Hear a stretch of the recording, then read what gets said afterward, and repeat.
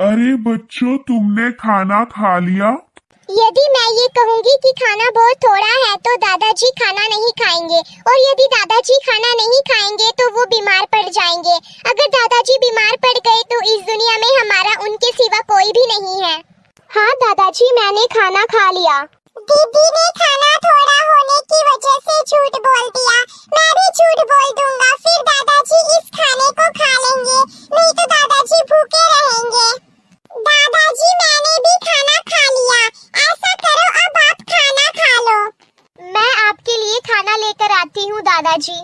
हे भगवान, बाहर इतनी बारिश हो रही है। यदि ये बारिश ऐसे ही चलती रही तो मैं कल मजदूरी कैसे करके लेके आऊंगा, और अगर मजदूरी नहीं की तो बच्चों को खाना कैसे खिलाऊंगा। हे भगवान, बस सुबह तक ये बारिश बंद हो जाए। ये लो दादाजी, खाना खा लो। अरे बच्चों, जितना खाना बना था वो तो सारा ऐसे ही पड़ा है, तो तुम दोनों ने मुझे झूठ क्यों बोला कि तुम दोनों ने खाना खा लिया? दादाजी, मुझे भूख नहीं थी इसलिए मैंने ऐसा बोला। हाँ दादाजी, मुझे भी भूख नहीं है इसलिए मैं भी खाना नहीं खाऊंगा। हे भगवान, गरीबी भी किसी पर ना आए। इस गरीबी ने मेरे बच्चों को कितना मजबूर बना दिया। थोड़ा खाना होने की वजह से मेरे दोनों बच्चे भूख ना होने का नाटक कर रहे हैं। अरे मेरे बच्चों, जब तक ये तुम्हारा बूढ़ा दादाजी है तुम्हें भूखा नहीं रहने देगा। चलो अब मेरे पास आओ और जल्दी से खाना खाओ और फिर सो जाओ।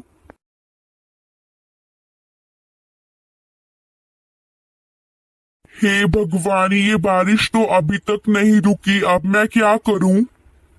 ऐसी बारिश में कोई काम भी नहीं मिलेगा। यदि कोई काम नहीं मिला तो बच्चों को खाने के लिए क्या दूंगा?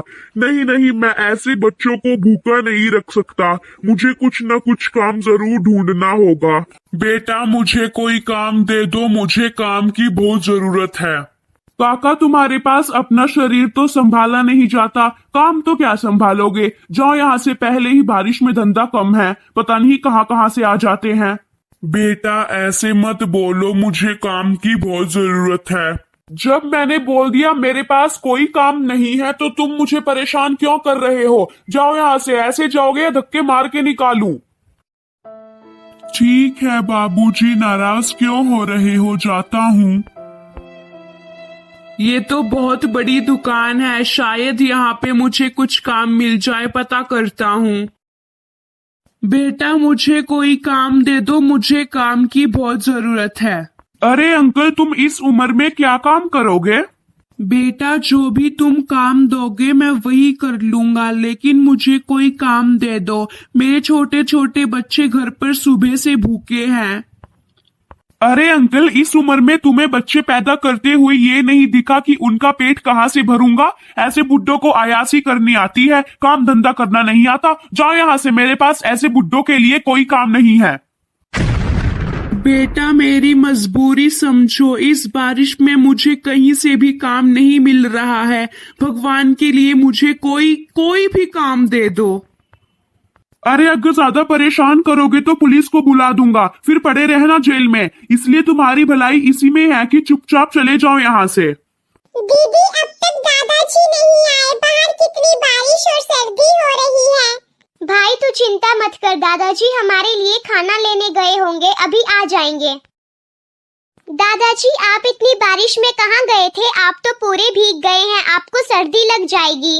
बेटा, ये तुम्हारा बदनसीब दादा तुम्हारे लिए खाना लेने गया था, लेकिन मेरे बच्चों मुझे कहीं भी कोई काम नहीं मिला और मैं तुम्हारे लिए खाने को कुछ न ला सका। दादाजी आप रोइए मत, हमें खाने की नहीं आपकी जरूरत है। हम खाने के बिना रह लेंगे लेकिन आपके बिना नहीं रह सकते। दादाजी आप तो बारिश में पूरे भीग गए हैं, ऐसे तो आप बीमार हो जाएंगे। मैं आपके लिए आग जलाती हूँ, इससे आपको सर्दी नहीं लगेगी। अरे नहीं नहीं बेटी, कई दिन से बारिश हो रही है, कहीं से सूखी लकड़ियां भी नहीं मिलेगी, इसलिए तू मेरी फिक्र मत कर, इन लकड़ियों को बचा कर रख, क्योंकि अगर कहीं से कुछ खाने का इंतजाम हो गया तो मैं तुम्हें खाना बनाकर खिला दूंगा। नहीं नहीं दादाजी, हमें खाने की बिल्कुल भूख नहीं करो, मैं अभी आग जलाती हूँ। हे भगवान, ये कैसी परीक्षा ले रहे हो इन छोटे छोटे बच्चों की। माँ बाप तो तुमने इनसे छीन ही लिए हैं, पर अब खाना तो मत छीनो। कोई मेरी मदद करो, अरे कोई तो मेरी मदद करो। अरे ये कैसी आवाज आ रही है बाहर से? इतनी बारिश में कौन मदद मांग रहा है? पता नहीं दादाजी, चलो जाकर देखते हैं। क्या हुआ बेटी, इतनी बारिश में तुम यहाँ क्यों खड़ी हो? काका जी, मेरी गाड़ी यहाँ फंस गई है। मैं यहाँ कब से मदद के लिए सबको पुकार रही हूँ, लेकिन कोई मेरी मदद के लिए नहीं आ रहा है। अरे बेटी, जब इंसान सुख में होता है तब ये जमाना साथ देता है, लेकिन जब इंसान दुख तकलीफ में होता है तब कोई साथ नहीं देता। मगर बेटी तुम घबराओ नहीं, अभी बारिश ज्यादा है इसलिए तुम हमारे घर आ जाओ। जब बारिश कम हो जाएगी तो मैं तुम्हारी मदद कर दूंगा। ठीक है काका। काका, इतनी सर्दी में आप सब ऐसे कैसे बैठे हैं? मुझे तो इतनी सर्दी लग रही है और आपके छोटे छोटे बच्चे बिना स्वेटर के बैठे हैं। आप सब ऐसे क्यों बैठे हैं? और घर में कोई दिखाई क्यों नहीं दे रहा? बाकी सभी कहाँ हैं?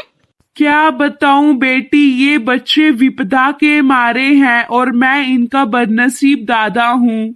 इनकी दादी का कई साल पहले स्वर्गवास हो गया था और इनके माता पिता एक बस हादसे में चल बसे थे। अब इन बच्चों का मैं ही एकमात्र सहारा हूँ, लेकिन क्या करूँ, बुढ़ा होने के कारण ना तो इन्हें अच्छे से खिला सकता हूँ और ना ही इतनी सर्दी में कोई गर्म कपड़े इनको पहना सकता हूँ। और ज्यादा बारिश होने की वजह से मुझ गरीब को कोई काम भी नहीं मिला, इसलिए आज तो मेरे छोटे छोटे बच्चे सुबह से भूखे हैं। हे भगवान, कैसा जमाना आ गया है। अब तो कोई किसी की मजबूरी ही नहीं समझता। न अब कोई बच्चों का तरस करता है और न ही कोई बड़ों का आदर करता है। लेकिन काका, आप सब चिंता मत करो, शायद भगवान ने मुझे यहाँ आप सबकी मदद करने के लिए ही भेजा है। अब से आप सब न तो भूखे सोएंगे और न ही सर्दी में कांपेंगे। मैं आप सब के लिए नए नए कपड़े और खाने के लिए ढेर सारी चीजें लेकर आऊंगी। और ये लो कुछ पैसे, इससे आप अपने बच्चों को अच्छे स्कूल में पढ़ा लिखा कर कामयाब बनाना। बेटी, मैं तुम्हें तो नहीं जानता कि तुम कौन हो, कहाँ से आई हो, लेकिन इतना जानता हूँ कि यदि हर एक इंसान की सोच तुम्हारी सोच की जैसी हो जाए तो कभी कोई भी बच्चा भूखा नहीं सोएगा और न कोई गरीब ठंड से मरेगा। धन्य हो ऐसे माँ बाप जिन्होंने ऐसे बच्चों को पैदा किया जो गरीब इंसान का तरस करते हैं और उनकी मदद करते हैं। अगर तुम आज हमारी मदद न करती तो मेरे बच्चे सर्दी से मर जाते। अरे काका, मैं कौन होती हूँ? ये तो इंसानियत के नाते हम सब का फर्ज है कि यदि भगवान ने हमें कुछ देने के काबिल बनाया है तो हमें जरूर दूसरों की मदद करनी चाहिए।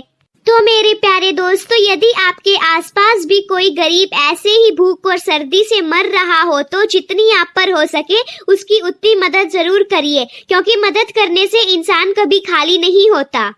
और हाँ दोस्तों, आपको हमारी ये आज की वीडियो कैसी लगी हमें कमेंट करके जरूर बताइएगा। और अगर इस वीडियो में हमसे कोई गलती हो गई हो तो हमें माफ कर दीजिएगा। और अगर आपको हमारी वीडियो अच्छी लगी हो तो वीडियो को लाइक कर दीजिए और हमारे यूट्यूब चैनल कॉमिक मस्ती को सब्सक्राइब कर दीजिए और बेल आइकन को प्रेस कर दीजिएगा ताकि आने वाली हर वीडियो का नोटिफिकेशन आपको सबसे पहले मिले। Thank you, have a nice day.